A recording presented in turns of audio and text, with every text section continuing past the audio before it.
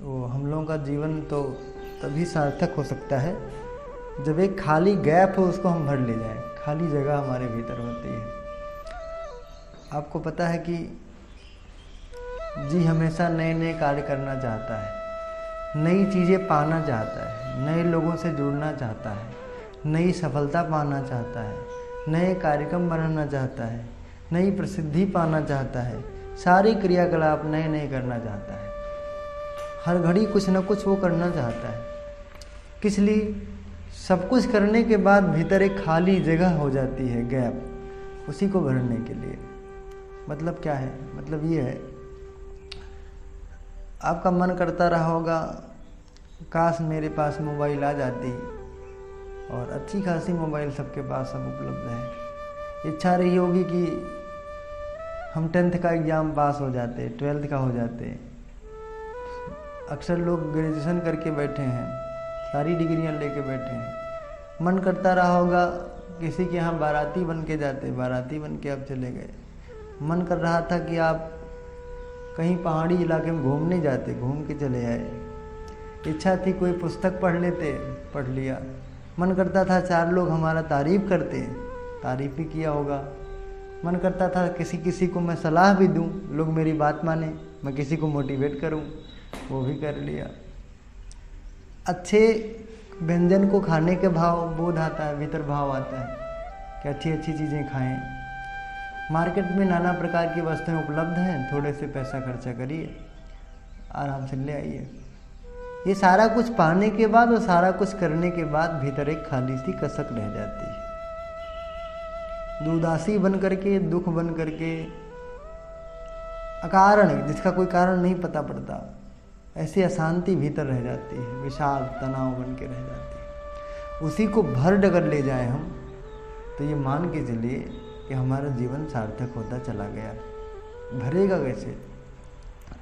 जीवन का जो मूल लक्ष्य है उसको प्राप्त करने से। उसका नाम तरह तरह का हो सकता है। कोई कहता है जीवन का मूल लक्ष्य है मुक्ति पाना, कोई उसी को बोलता है मोक्ष पाना, कोई बोलता है निर्वाण पाना, कोई बोलता है बुद्धत्व को प्राप्त करना, कोई उसे परिभाषित करता है कि अगर हम मनुष्य हैं तो उच्च कोटि के मनुष्य बन जाए तो जीवन सफल हो जाए, मानव बन जाना। गुरुदेव कहते हैं मनुष्य में देवत्व का उदय, धरती पर स्वर्ग का अवतरण, अपने भीतर देवत्व जगह लेना। सारी चीज़ें एक ही चीज़ का नाम है, वो ये है कि जो हमारी रिक्तता है, भीतर खालीपन है, उसको भर देना। तो हम क्या करें? हम आस्तिक बने। आस्तिक अगर हम बन गए, वास्तव में हम आस्तिक अगर हो जाएं, प्रायः अक्सर लोग नास्तिक देखने में आते हैं, अगर हम आस्तिक बन जाएं तो ये मान के चलिए हमारी कमी दूर हो जाए। भीतर एक खाली जगह बना रहता है, सब कुछ करने के लिए सारा कर्तव्य सुबह शाम तक करते हैं, फिर भी खालीपन बना रहता है। वो इसलिए बना रहता है ताकि आपको अपने जीवन का लक्ष्य याद रहे। जीवन का लक्ष्य तो वही है, चाहे आप आज जान पाए, चाहे कल जान पाए, चाहे परसों जान पाए। अपनी अंतरात्मा को परमात्मा से जोड़ लेना, मिला लेना, तब परमात्मा में आप में कोई अंतर नहीं रह जाता। जो आप हैं वही परमात्मा है, जो परमात्मा है वही संसार है, जो संसार है वही आप हैं।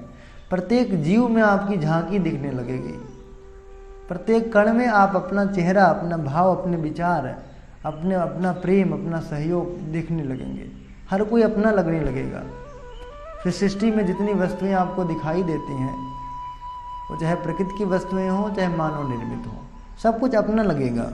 प्रकृति की कोई चीज़ें, संसार की कोई चीज़ें अगर टूटती होंगी, बिखरती होंगी, परेशान होती होंगी, तो आपको भीतर से ये प्रतीत होगा कि मेरी अपनी खुद की वस्तु बेकार हो जा रही है, खुद को कष्ट हो रहा है, सब अपना लगने लगेगा। आस्तिकता का तो यही स्तर है। जब आस्तिकता आ जाए तो वो रिक्तता भर जाएगी। तब फिर आप 10 मिनट के लिए जो सुखी होते हैं, 10 मिनट के लिए जो खुश होते हैं, 10 मिनट के लिए जो प्रसन्न होते हैं, वो बदल करके नित्य हो जाएगा। नित्य, नित्य माने हर घड़ी। व्यक्ति जगत को ईश्वर में और ईश्वर को जगत में ओतप्रोत देखता है। वह ईश्वर को अपने से और अपने को ईश्वर से भिन्न अनुभव नहीं करता। उसके लिए जड़ चेतनमय सारा संसार ईश्वर रूप ही होता है। वह ईश्वर के अतिरिक्त किसी भिन्न सत्ता अथवा पदार्थ का अस्तित्व ही नहीं मानता। सुनो समझो, जो व्यक्ति वास्तव में आस्तिक होगा वह जगत को और ईश्वर को दोनों को एक मानेगा। जगत में ईश्वर है और ईश्वर में जगत है, दोनों को बिल्कुल गुथा हुआ मानेगा। जो वास्तव में अक्सर ऐसा नहीं होता, कभी कभी लोगों के दिमाग में होता है ये जो मकान बना है, ये जो हमारा शरीर है, ये जो मार्केट है, ये जो गतिविधियाँ लोगों की चल रही है, पढ़ाई लिखाई खान पान, ये अलग है और परमात्मा की चेतना अलग है। नहीं, ये तो अगर आप वास्तव में आस्तिक हो जाएंगे तो दोनों को एक में गुथा हुआ पाएंगे। आपको समझ में आएगा परमात्मा के अंश से ये बना है। उर्दू ने लिखा, ईश्वर के अतिरिक्त आस्तिक व्यक्ति को किसी और की सत्ता का अनुभव मालूम ही नहीं होता और किसी और सत्ता का अस्तित्व प्रतीत ही नहीं होता। वो समझता है कि सारा कुछ सिया राम मैं सब जग जानी, करो प्रणाम जोर जुग पानी। पूरे संसार को सिया राम मैं जानकर, सिया राम शब्द यहाँ जो आया है वो विशेष किसी पत्नी और पति के लिए नहीं आया, और न रानी सीता और राजा राम के लिए आया है। ये वास्तव में एक कॉमन शब्द है जो भगवान के लिए सीधा डायरेक्ट संबोधन है। तो परमात्मा कण-कण में व्याप्त है, सब कुछ तो परमात्मा ही है। आप कल्पना करिए कि देखिए, जब सृष्टि में कुछ नहीं था, nothing was present in the whole universe, कुछ था ही नहीं, जब पूरे अस्तित्व में कुछ नहीं था तब भी परमात्मा था। और तो जब सब कुछ बना तो किससे बना? परमात्मा से ही बना, सीधी सी बात है। जब सृष्टि में कुछ था ही नहीं तब भी परमात्मा था, और जो कुछ बन गया बनता चला गया उसी से बनता हुआ चला गया। आपके घर में कुछ नहीं हो, मैं कहूँ मुझे आप हलवा बना के देना, तो जो होगा उसी से बनाएंगे। केवल गेहूँ है तो गेहूँ का हलवा खिलाएंगे आप लोग, सूजी है तो सूजी का हलवा खिलाएंगे।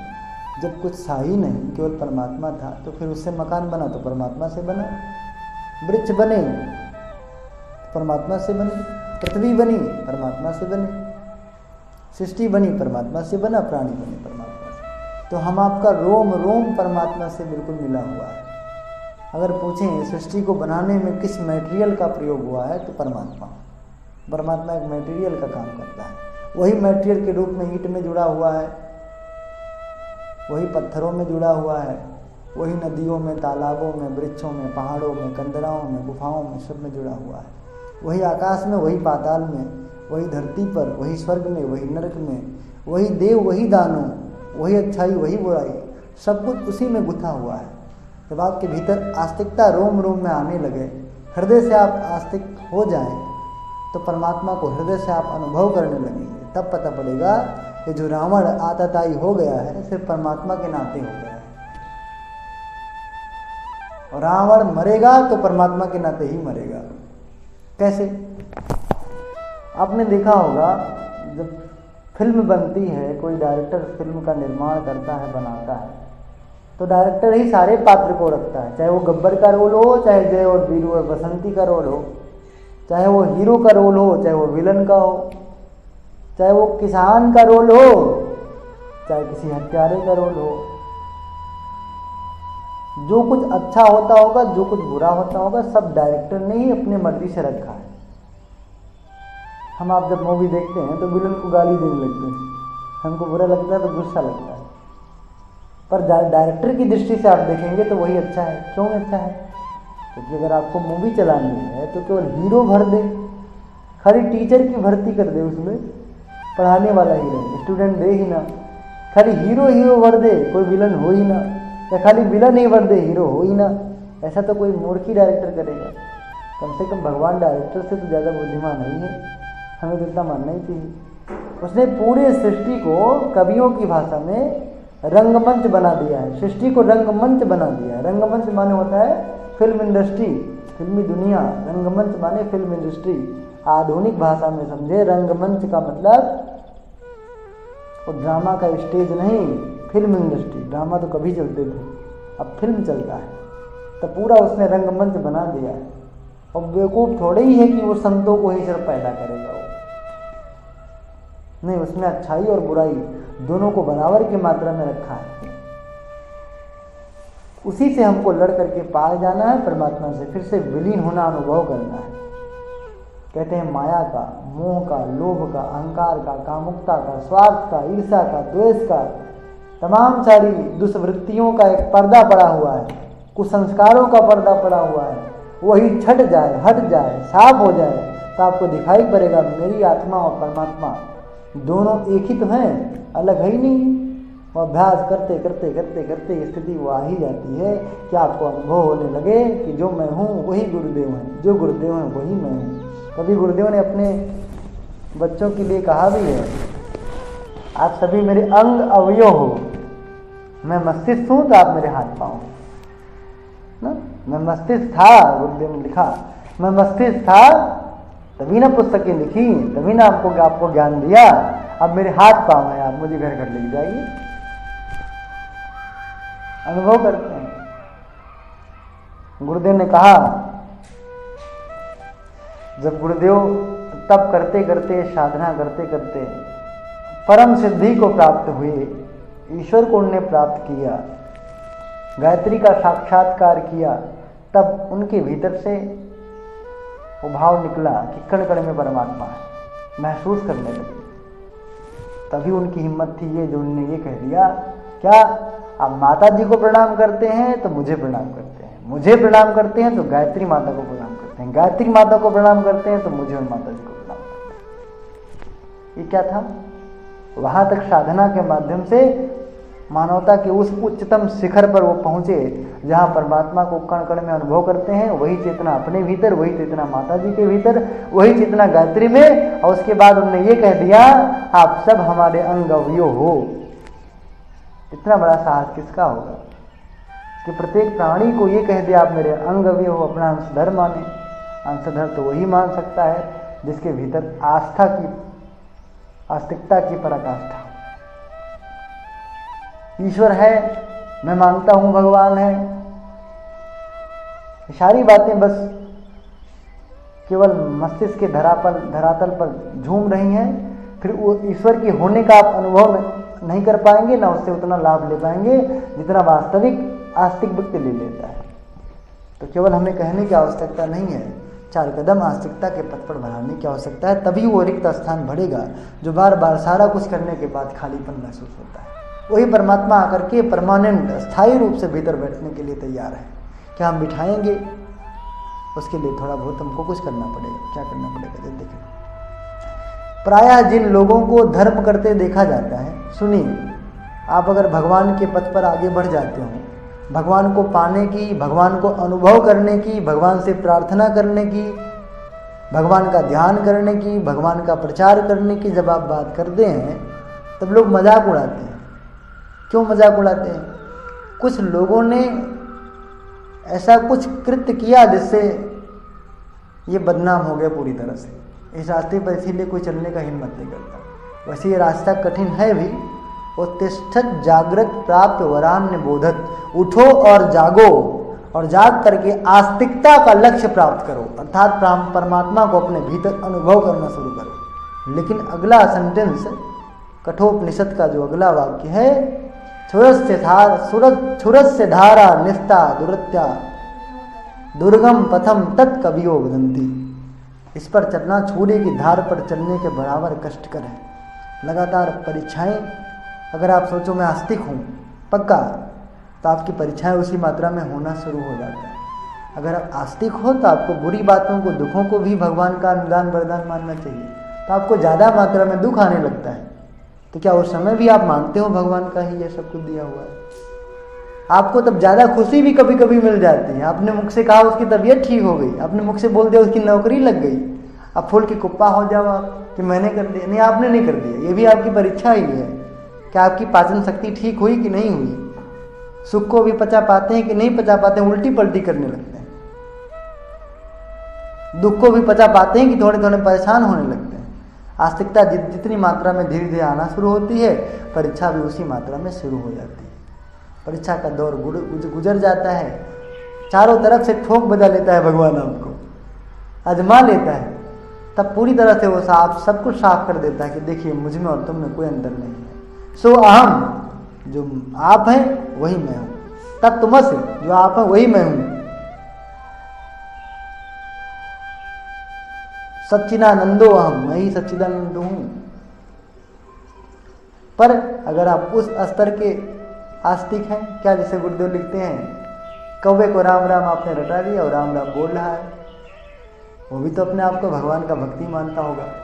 देखने वाले भी कहते होंगे कितना बड़ा राम का भक्त है, जब कहो तभी राम राम बोलते हैं, हर बात पे राम राम बोलता है। पर बिल्ली जब गला दबोची तब ची ची ची ची करने लगता है। हमारी आपकी स्थिति ऐसे ही है। वैसे तो भगवान भगवान करते हैं, पूजा करते हैं, तिलक लगाते हैं, अगरबत्ती लगाते हैं, कहते हैं भगवान है, भगवान पर लेक्चर भी दे आते हैं, दूसरों को सांत्वना भी दे आते हैं, भगवान पर भरोसा रखो। पर जब अपने को दुख आता है तब ची ची करते हैं, भगवान का नाम नहीं लेते। ये नहीं कह पाते कि उसी का दिया हुआ कष्ट है, वही ले लेगा, बटोर देगा, बात खत्म हो जाएगी। ये नहीं कह पाते। कोई ज़्यादा विकास करने लगता है, ज़्यादा उड़ने लगता है, तो आप बोलते हो डरो भगवान से, इतना संपत्ति हो गया, किसी को आप डिस्टर्ब मत करो। और जब हमको संपत्ति आ जाता है, हमसे ही नहीं पचती, हम भी अहंकार में फूल जाते हैं। आस्तिक नहीं है। जिन लोगों ने बिगाड़ा उनके विषय में थोड़ा है। प्रायः जिन लोगों को धर्म करते देखा जाता है, अर्थात भगवान के पथ पर, भगवान को प्राप्त करने के पथ पर चलते देखा जाता है, उन्हें आस्तिक मान लिया जाता है। जो धर्म का पथ पकड़ लिया उनको हमने आस्तिक मान लिया। यह बात सही है कि आस्तिकता से धर्म प्रवृत्ति का जागरण होता है। अगर आप आस्तिक होंगे तो आप धार्मिक कार्य करेंगे, उसका जागरण होता है जरूर। किंतु यह आवश्यक नहीं है कि जो धर्म कर्म करता हो वह आस्तिक भी हो।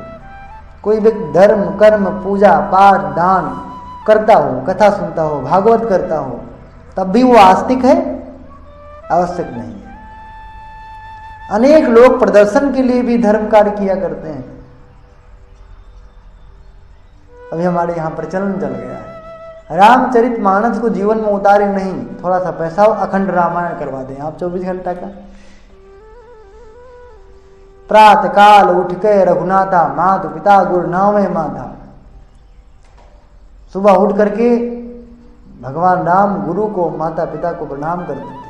इसका अपने जीवन से कोई लेना देना नहीं, हमें जीना नहीं है, बस अखंड रामायण करवा देंगे, भला हो जाएगा, लोक परलोक सब सुधर जाएंगे। ये भाव है दिखावे के लिए कि मैं भी पूजा पाठी हूं।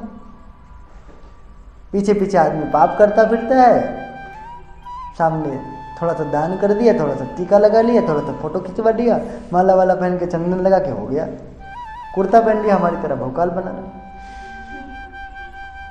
अनेक लोग प्रदर्शन के लिए भी धर्म कार्य किया करते हैं। वे ईश्वर के प्रति अपना विश्वास श्रद्धा तथा भक्ति को व्यक्त करते हैं, दिखाते हैं कि भगवान के प्रति मेरी भी भक्ति है, मेरी भी श्रद्धा है, किंतु उनकी वह अभिव्यक्ति मिथ्या एवं प्रदर्शन भर ही हुआ करती है। ठीक उसी प्रकार जिस प्रकार लोग आवश्यकता, परिस्थिति, शिष्टाचार अथवा स्वार्थ बस किसी के प्रति भाव न होने पर भी स्नेह, प्रेम, श्रद्धा अथवा भक्ति दिखाया करते हैं। जीवन में दैनंदिन ये समस्या आती रहती है, कभी कभी नहीं, बार बार, नित्य, रोज ऐसा समय आता रहता है जब हमें आवश्यकता होती है या परिस्थिति वैसी आ जाती है या शिष्टाचार करना है हमको थोड़ा नियम बना करके, या स्वार्थ है मेरा, तब लोगों से प्रेम दिखाते हैं कि मैं आपसे बहुत प्रेम करता हूँ, बहुत मुझे श्रद्धा, आप ही में सब कुछ है, आप मेरे सर्वस्व हो। किसी से जरूरत पड़ गई, पता लगा अभी बीच में प्रचलन चला था घूस देओ नौकरी लो, घूस देओ नौकरी लो, पढ़ो कम घूस देओ ज्यादा, ये प्रचलन चल गया था। तब उसमें जो घूस लेने वाले होते थे तो वो कैसे मोटिवेट करते थे कस्टमर को अपने, देखिए ऐसा है कि जीवन में मैंने किसी की नौकरी और नहीं लगवाई, सबका 6 लाख रुपया लिया, आपका 5 लाख ले लेंगे, आप मेरे बहुत अपने हैं, बहुत। आप चाय पिए 2 कप, एक गिलास मसीमा का जूस भी पिए, उधर गर्म इधर ठंडा, ठंडा गर्म दोनों पिए। हाँ, वो भी खूब चापलूसी करता है, अरे आप तो मेरे मामा के, नानी के, मौसी के, हई के, हाउ के हाउ हो। वो भी अपना बता देता है, प्यार जताता है। और प्रणाम तो ऐसे करेगा, मम्मी को कभी नहीं किया होगा, है ना। और जब भी गलती से संसार में किसी व्यक्ति का सम्मान भी किया होगा तो घुटना छू के गया होगा, जांग छू के गया होगा, पाँव तो कतई किसी नहीं छुआ होगा। और वो दंडवत कर लेता है, सीधे लेट जाता है, पाँव पकड़ लेता है, आप मेरे माई बाप, मेरी नौकरी लगवाए। जरूरत पड़ने पर जैसे उसे वो उसका संबंधी हो गया, उसको प्रेम भी करता है, उससे स्नेह भी रखता है स्वार्थ आने पर। उसी प्रकार से लोग दिखाने के लिए, परिस्थिति बस, कहीं बस मैं भक्त हूं ना, सामने से टीका लगा लूंगा, सामने से कुर्ता पैजामा पहन लूंगा, थोड़ा सा कथा भागवत कर दूंगा तो लोग मुझ पर डाउट नहीं करेंगे, और भीतर भीतर में चोरी, बेईमानी, डकैती, लूट मार, घसोट करता रहूंगा। ऐसे व्यक्ति को अगर आप आस्तिक मान लें तो हमारी आपकी बेवकूफी। आस्तिकता से उत्पन्न धर्म में प्रदर्शन संभव नहीं। जब आपके भीतर आस्तिकता आ जाएगी तो आप धर्म में प्रदर्शन करना बंद कर देंगे। हम आप पूजा करते तो हैं, हम आप यज्ञ करते हैं, पर जितनी मात्रा में हमारा भगवान पे विश्वास प्रगाढ़ होता जाता है, जितनी मात्रा में हम गुरुदेव को, परमात्मा को, गायत्री को, भगवान शिव को, भोलेनाथ को अपने साथ अनुभव करने लगते हैं, जितनी मात्रा में अनुभव करने लगते हैं, उतनी मात्रा में प्रदर्शन बंद होता चला जाता है। मतलब अभी क्या करते थे, तिलक ज्यादा लगाते थे, अभी स्थिति क्या हुई, तिलक लगा तो क्या, नहीं लगा तो क्या। तभी ये होता था मंत्र एक भी ना छूटे, और खूब साफ साफ बोलो। अभी क्या है, 4 मंत्र छूट गए, कोई दिक्कत नहीं है, और साफ नहीं बोल पाए तो हकलाक बोल दिया बीच में, तभी कोई दिक्कत नहीं। जैसी जितनी मात्रा में आपके भीतर आस्तिकता आएगी, उतनी मात्रा में कर्म कांड का प्रदर्शन, कथा भागवत का प्रदर्शन, अखंड रामायण का पाठ, ये सब धीरे धीरे करके तिरोहित होने लगेगा, आपके जीवन से विदा होना शुरू होने लगेगा। तब आप कण कण में परमात्मा को आप अनुभव करेंगे। किसी ने रामकृष्ण परमहंस से पूछा, आप बताते हैं पूजा पाठ करो, भगवान को मानो, जनेऊ पहनो, तो क्या ये जनेऊ पहनना जरूरी है? क्या जनेऊ पहनना जरूरी है? क्या तिलक लगाना जरूरी है? तो बड़ा खूबसूरत जवाब दिया उनने, रामकृष्ण देव ने बहुत खूबसूरत जवाब दिया। क्या कहा उन्होंने कहा,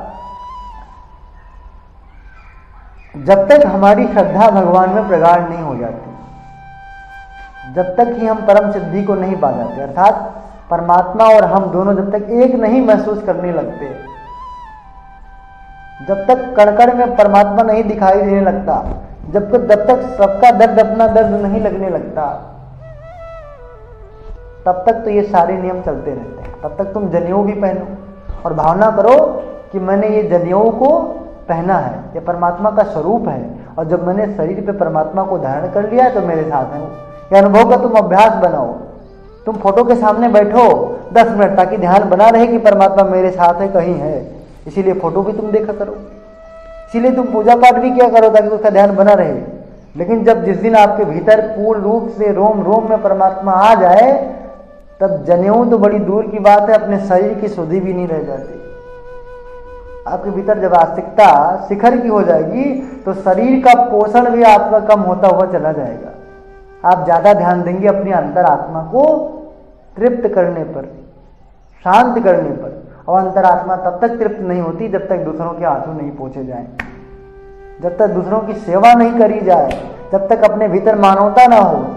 तब आप जनेऊ उतारेंगे, पूजा पाठ का सामान फेंकेंगे, मंत्र को आप भूल जाएंगे। तब फिर क्या करेंगे, आपके पास जब कुत्ता आएगा, मैंने पिछली कड़ी में कहानी सुनाई थी, गीता प्रेस में लोग काम करते थे, बहुत प्रेम से, प्रोफेसर थे, रिटायर्ड थे, खाना बना करके बड़े प्रेम से सबको खिलाते थे, चौका बर्तन भी खुद कर लेते थे, सबको मानते थे कि भगवान का दरबार है, यहाँ से भगवान का प्रचार प्रसार होता है, यहाँ भगवान आते जाते होंगे, सबको भगवान का रूप मानते थे और सबको भगवान मान के ही भोजन परोसते थे। एक दिन कुत्ता आया, रोटी लेके भाग गया, कुत्ता आया रोटी लेके दौड़ा, तब वो घी लेके पीछे पीछे दौड़े, अरे भगवान रुक जाओ, रुक जा, अरे रुक जा, कुत्ता नहीं रुक रहा है। अरे भगवान रुक जाते, घी तो लगा दे कम से कम, सबको घी देता हूँ आप ऐसे ही जा रहे हैं। अब वास्तव में विश्वास नहीं पड़ेगा, अगर हम कुत्ते को ऐसा बोले तो हमें दौड़ी काट ले, दौड़ा ले, पर वो रुक गया, रुक करके चुपचाप बैठ गया और उनने घी लगाया और दोबारा दे दिया।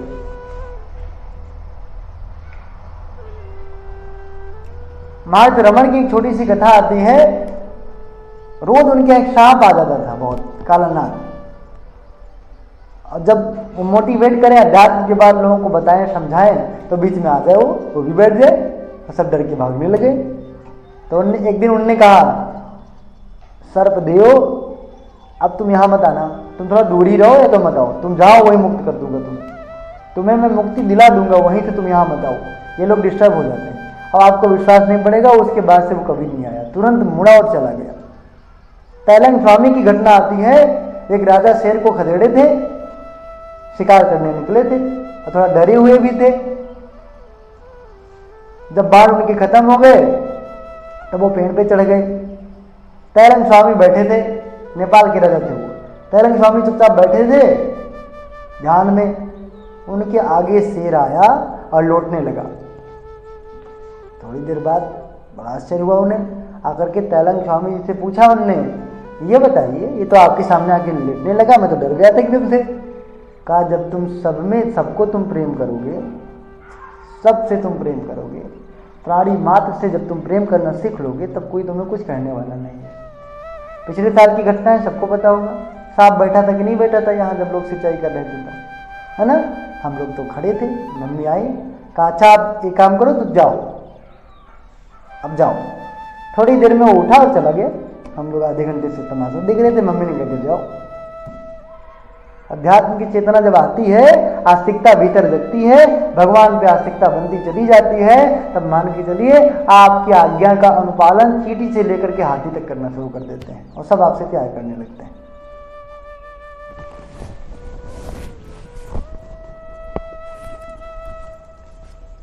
तो कोई व्यक्ति कभी कभी आवश्यकता पड़ने पर परिस्थिति बस सब प्रेम करने लगते हैं, तो वो तो नहीं है। आस्तिकता से उत्पन्न धर्म में प्रदर्शन संभव ही नहीं है। आपके भीतर जब आस्तिकता आ जाएगी तो आप प्रदर्शन करना बंद कर देंगे। सारा पूजा पाठ सब कुछ आपका रुक जाएगा। फिर आप पूरे संसार को भगवान की बगिया मानेंगे। गुरुदेव की भाषा में मानेंगे कि पूरा संसार परमात्मा का की बगिया है और हमको उन्हें माली बना करके भेजा है। जहाँ कुछ गड़बड़ी दिखती हो हम ठीक करेंगे। दिखता हो पेड़ सूखे जा रहे हैं तो पेड़ लगाएंगे। देखते हो गरीब लोग खाने को नहीं पाते तो उनको खाना देंगे। देखते हो लोग पढ़ाई वगैरह परेशान है तो उनको पढ़ाने चल देंगे हम। जहाँ कुछ भी बिगड़ रहा होगा, परिवार टूट रहे हैं तो उनको हम समझाएंगे कि प्यार से लोग रहें। अपने पास जो कुछ होगा, बुद्धि दिया भगवान ने, प्रेम दिया, भावनाएं दिया, ज्ञान दिया, सब लेकर के समाज के लिए चल देंगे। अपना कुछ है ही नहीं, सब समाज का है। ये भाव भीतर से देखता हुआ चला जाएगा। प्रदर्शन तब नहीं करेंगे आप, दिखावे के लिए नहीं, वास्तव में अनुभव करेंगे।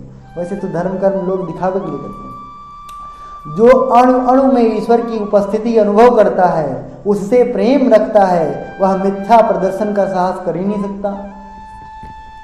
जिसको प्रत्येक अणु अणु में प्रेम हो, लगता हो मिट्टी है वो भी भगवान का है, जल है वो भी भगवान का है, वृक्ष है वो भी भगवान के हैं, कुत्ता बिल्ली कोई प्राणी है वो भी भगवान का है, स्त्री और पुरुष वो भी भगवान के हैं, छोटे वर्ग बड़े वर्ग वो भी भगवान के हैं, सब कुछ भगवान का ही तो है। तब सबसे आपकी घृणा बंद हो जाएगी। कभी आपके अंदर प्रदर्शन करने की हिम्मत होगी ही नहीं। दिखावे का भाव बिल्कुल विलुप्त होता चला जाएगा। वो जो है वही मैं हूँ, जो वो है वही परमात्मा है, जो मैं हूँ वही परमात्मा है। सब कोई एक ही है तो दिखाएं किसको? क्या मैं खुद को प्रदर्शन करके दिखाना पसंद करूँगा? खुद को ही। प्रदर्शन तो दूसरों को दिखाने के लिए किया जाता है।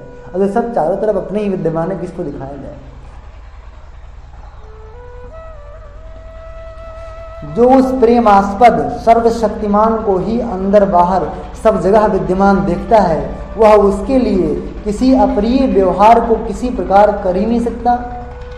अगर आप सब जगह परमात्मा की झांकी देखने लगे तो कोई ऐसा कार्य करेंगे ही नहीं कि जिससे किसी के दिल को ठेस पहुंचे। बहुत लोग बोलते हैं कि मैं थोड़ा साफ बोलता हूँ, मैं खरखर आदमी हूँ। हमारे यहाँ गाँव बोलते हैं मैं खरखर हूँ, देखो मैं साफ बोलूँगा। जिस दिन तुम्हारे भीतर वास्तव में आस्तिकता आ जाएगी उस दिन ये खरखर नहीं बोलोगे। तुम बोलते हो दूसरों को ठेस आती है, एक दिन बोल देते हो 3 दिन तक बेचारों को नींद नहीं आती, तनाव आ जाता है। साफ बात बोलते हो, ठीक बात है, बोलने का ढंग तो भी ठीक होना चाहिए। आप थोड़ी सी बात बोल के उसकी चीज़ ठीक नहीं करेंगे, थोड़ी सी बात बोल के उसका थोड़ा कल्याण नहीं करेंगे, 3 दिन का आप सोना हराम कर देंगे, आप तनाव दे देंगे, दुख दे देंगे। ऐसा संभाषण कर रहे हैं और कहते हो मैं कटु बोलता हूँ, इसका मतलब आप आस्तिक नहीं हैं। आप प्रत्येक जगह परमात्मा को देखें और बिल्कुल ख्याल रखें कि मेरी वाणी से भी किसी को ठेस न पहुँचनी पाए। खर खर बोल के दुख देना दे करके यही एक मार्ग है कि उसको धर्रे पर लाया जा सकता है। प्रेम का मार्ग डूब गया है, समझाने का मार्ग, सुझाव देने का मार्ग डूब गया है और कोई मार्ग आपको नहीं दिखाई देता। नहीं, मैं कटु बोलता हूँ, सत्य बोलता हूँ। भाड़ पे जाए तुम्हारा कटु और सत्य नहीं। जो व्यक्ति आस्तिक होगा बिल्कुल ख्याल रखेगा मेरी वाणी से किसी को कष्ट भी न पहुंचे। और सारे तरीके हैं।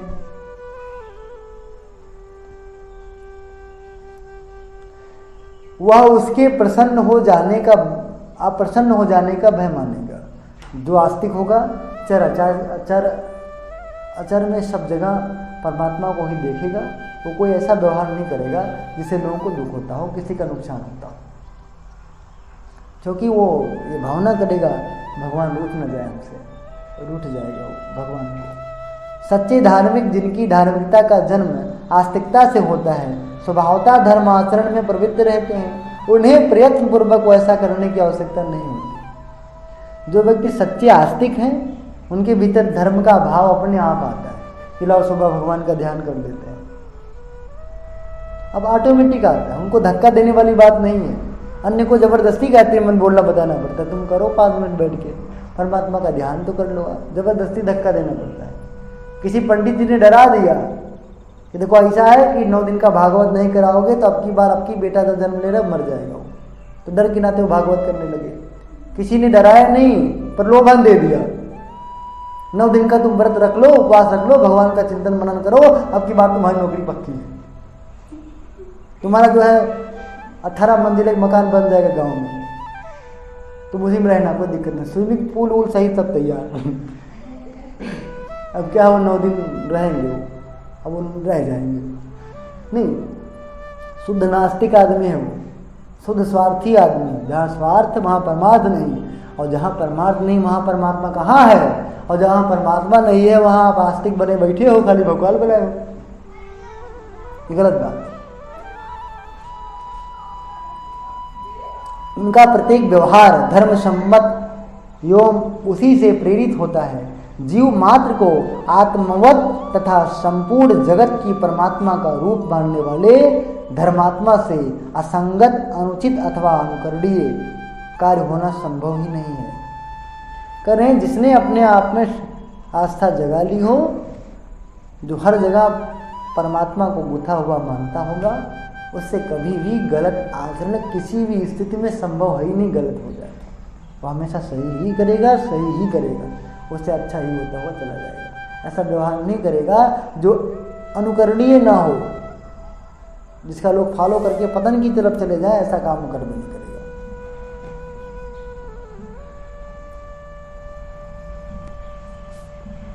ठीक है, अगली क्लास कर लेते हैं।